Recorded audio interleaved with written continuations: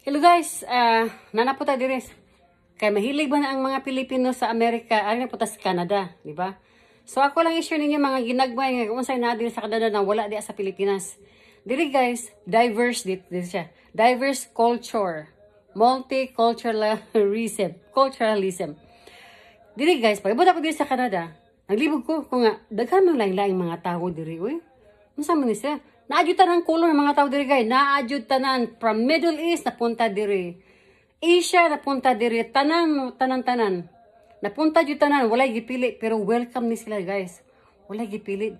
Naglibog pud ko guys kung giunsa po ni sila pagmahal pag-abot nila diri. Gi-welcome jud sila.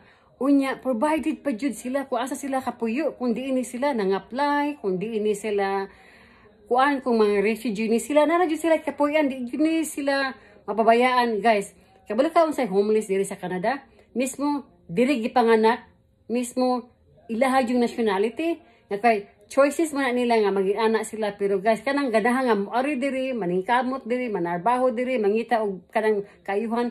Welcome guys. Maayo di mo kahimtang mag-adjust na yun ka for a few years pero later on maayo ra yun ka kay ang bisag unsa diri ka lain-lain mga tao, lain mga color, welcome patas, walay gipili. Naray mga trabaho para sa ilang kasudan. Di na ka magpili.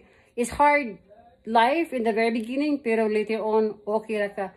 Pero mas lamig yun siya kumpara sa mupuyo ka sa ubang lugar.